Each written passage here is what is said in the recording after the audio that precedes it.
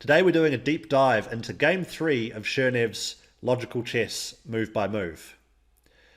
Colle versus Delvaux, which is a particularly instructive game, I feel, because the types of mistakes that Black makes in this game are very typical for the types of mistakes that you can see at the below 2000 ELO level. So if that sounds like you, if that's the type of opponent that you're coming up against, you're going to see these mistakes in your games for sure. Or maybe you're making these mistakes yourself. And we're going to see how White punishes them so that you can too. My name's Nathan Rose. I'm the author of Chess Opening Names. If you're not already subscribed to the channel, go ahead and click the subscribe button. I do a great deal of different content on chess, and by subscribing you won't miss out on any of what I'm preparing for you. So let's see the start of the game. d4, d5, knight f3, knight f6. Symmetrical so far. And now White plays e3. This is a different system from what many of you may play. The London system, very popular opening these days. So in the London system, White gets the dark squared bishop out before playing e3. But in this game, e3 is played immediately, before developing the bishop. This is actually known as the Colle system, named after the player that we've got here with the white pieces. So we've got Colle playing the Colle system. So we're going to see how the inventor, or the namesake of the opening, plays it.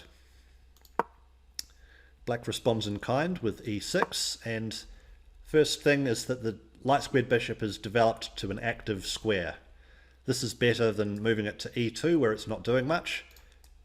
From d3 it points at the black kingside, which will become important later to the attack. Black strikes with c5, and White supports the pawn center with c3. And you can see, if you're a London system player, or if you've encountered the London system before, the similarity here, right? We've got this pyramid in the middle supporting d4. So if Black were to capture on d4, White could always capture back with the e-pawn, and this would free the dark squared bishop. But instead, after c3, Black plays knight c6, natural development. And now we see knight bd2 from White. Now this may look a bit strange unless you're familiar with the thematic middle game ideas of the Colle system. So what White is looking to do here is eventually play the move e4. And the knight on d2, even though it looks a bit awkward blocking this bishop from developing, is supporting that idea. So once e4 is eventually played, this knight will be in place to recapture if Black chooses to do that. So learning an opening is not just about memorizing the moves, it's also about knowing the thematic middle game ideas. And for White, the thematic middle game idea is to play e4. Okay?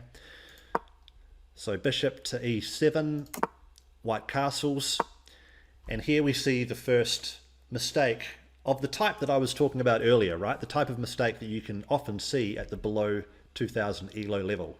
So already here, I want to pause and take the time to explain why the move c4 from Black is incorrect. Because on the surface, it seems to follow several principles which you have probably heard before. It's likely you've heard before that you should win tempos against the enemy pieces. And c4 does do that. It hits the white light squared bishop, forcing it to move away. Another thing you may have heard is that it's useful to gain space. No argument from me there either. It does gain space. It gains space on the queen side. So what could be so wrong with c4? The problem with c4 is that it makes White's plan of playing e4 and launching a kingside attack easier to carry out.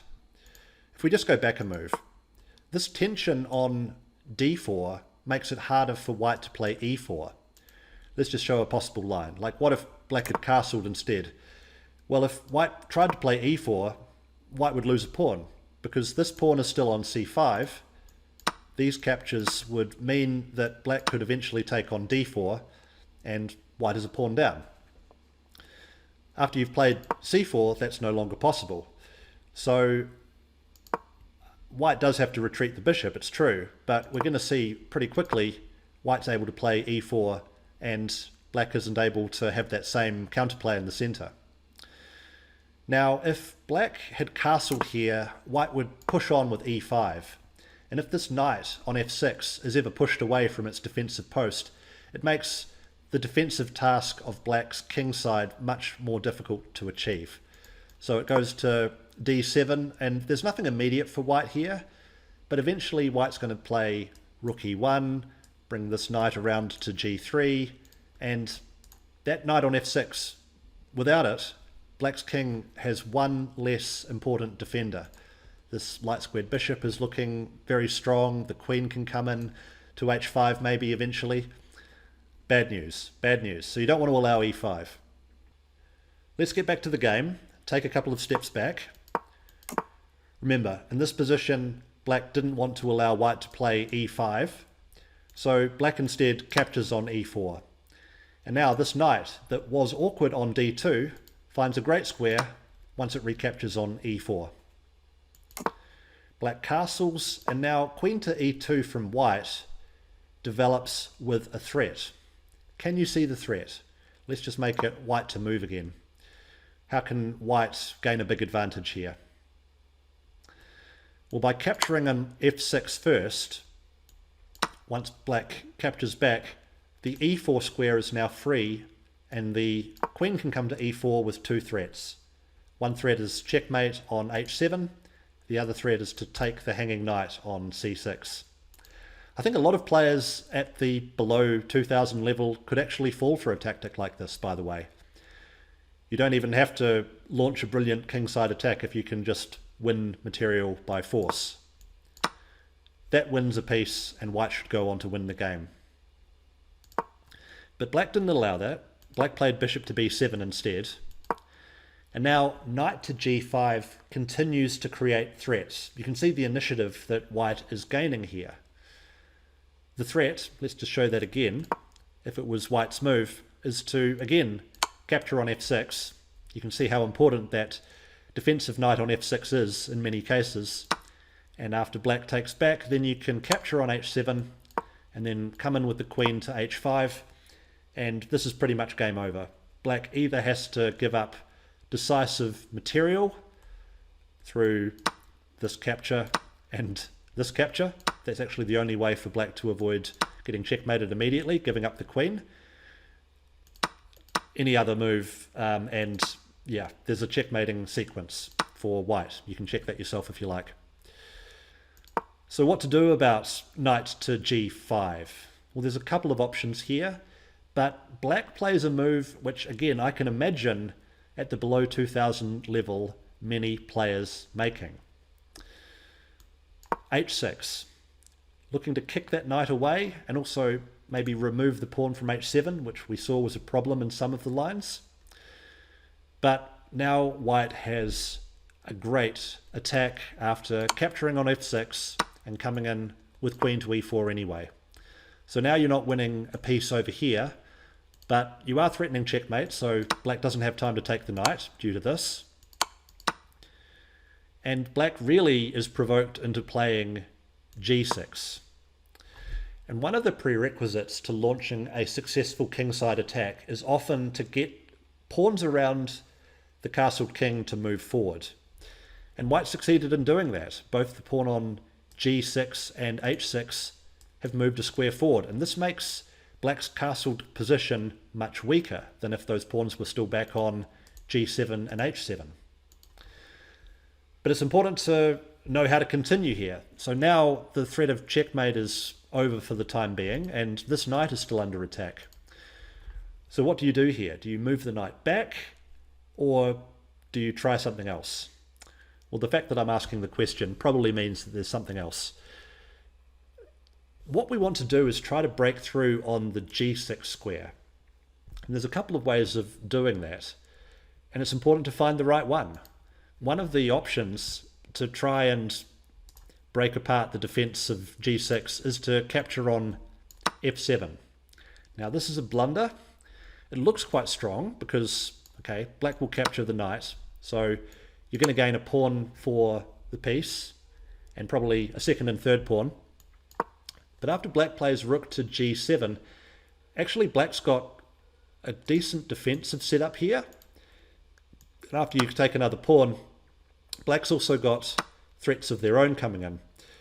The threats are on the g2 square for white. And actually black is winning here, not just because of the extra piece, but because of the threats against white's king. So it's amazing how quickly the tables can turn if you're not accurate in your calculation. So the way that the author frames this in the book is, how can you weaken the g6 pawn, which is the focal point of white's attack, but without letting this black rook into a dangerous position? And the answer is to sacrifice another way with knight takes e6. So now after the pawn takes back, the black rook is not in nearly as dangerous of a position. Black has to block with the bishop instead of with the rook. Okay, so bishop to g7 is pretty much forced. If you play king to h8, then that's mate and 1. So bishop to g7, and now as well, even though you've made all the right plays here, you've made the right trades, you've made the right threats, you've made the right sacrifice, it's still important to finish the game off in the most accurate way. I think bishop takes h6 is quite tempting here, but that gives black enough time to bring the queen in and set up a decent defensive blockade. White's still winning here, but it's not as decisive as the continuation played in the game. So after bishop to g7, white's move here was queen to h7 check. You always want to look at the checks first because they're the most forcing way of playing. And this is forcing black's king out towards the center of the board where it's going to be less safe. The follow-up is bishop to g6 check, again, forcing the black king out. There's only really a couple of squares for the black king here. If you play king to e7, then white's not even material down because white is able to win the bishop. So black's only real try after bishop to g6 check is king to f6.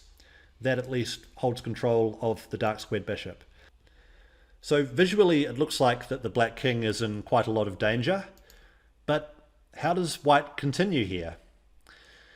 I think the only way to find the next move is to think in the right way. The way that you usually look at moves when you're attacking is checks first, captures second, and threats third. There's no good checks, there's no good captures, but white can create a threat with the very classy move bishop to h5. This frees the g6 square for the white queen to come into.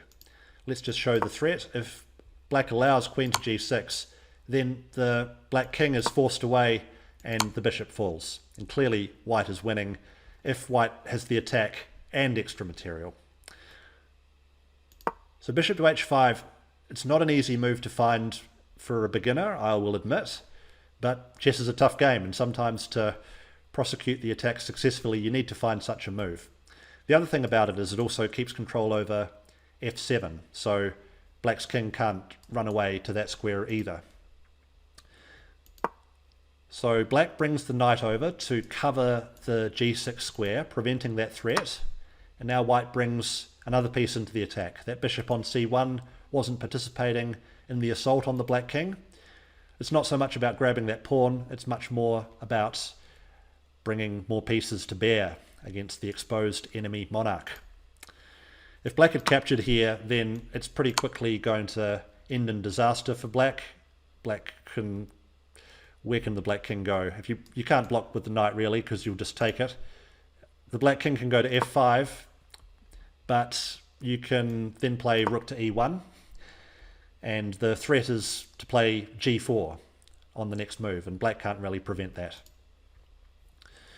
So instead black played rook to g8, trying to hold defense of this bishop, but then this move is just about game over. It introduces another threat. The threat now is to play bishop to g5 checkmate. So white is continuing to find forcing moves and excellent threats here. Great play really by Colle in this game. Now black eliminates the bishop on h6, which removes that threat of checkmate, but there's another checkmate here. Queen to f7 is mate, and that's game over. So I think really a couple of key lessons from that game. let's go back to where black chose to close the center with c4. That eliminated the tension in the center and made white's kingside attack much easier to go for. And I think the other key lesson is once white started creating threats, black responded in the wrong way with h6. And then white needed to find the right tactical continuation, but it started with these weakening pawn moves, right? First h6, and then eventually by threatening checkmate on h7, g6. And with black's kingside pawn structure so damaged, so compromised, the sacrifice worked, and from there white was able to keep on piling up the pressure until eventually there was no way out for the black king. I hope you enjoyed this video. If you did, please show your appreciation by giving it a like down below. Subscribe to the channel if you want more videos like this one, and do feel free to drop a comment down below as well. Love to hear what you thought. Until next time then, I'm Nathan Rose. Thanks for watching. Bye for now.